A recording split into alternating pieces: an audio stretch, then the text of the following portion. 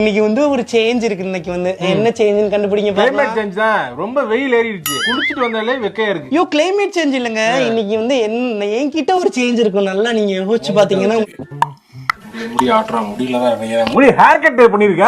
லைட்டா கொஞ்சம் இது பண்ணிருக்க. ஹேர் கட்டா? ஹேர் கட் இல்ல, ஹேர் கட் பண்ண மாதிரி நல்லா அழகா வச்சிருக்க. முடி வச்சிருக்க. முடி வச்சு ஹேர் கட் த்ரெட்னிங் மாதிரி. த்ரெட்னிங் கன்ஃபார்ம் த்ரெட்னிங் தானா? இல்ல, த்ரெட்னிங் பண்ணனும் உனக்கு. அது பண்ணிட்டா பண்ணனும். ஆமா பண்ணனும் சொல்லிட்டு இருக்கேன். பண்ண மாட்டேங்கிறீங்க. என்ன கண்டுபிடிங்க கண்டுபிடிங்க கண்டுபிடிங்க. மோதிரம் போட்டுருக்கியா? எல்லாமே இதா இருக்கு. என்னவா இருக்கும்? கண்டுபிடிச்சிட்டேன். என்னது? இந்த பொட்டு வச்சிருக்கல, அந்த பொட்டுக்குள்ள பெரிய பொட்டு இருக்கு. அதான் சேஞ்சா? சூப்பருங்க. எப்படிங்க கரெக்டா கண்டுபிடிச்சீங்க?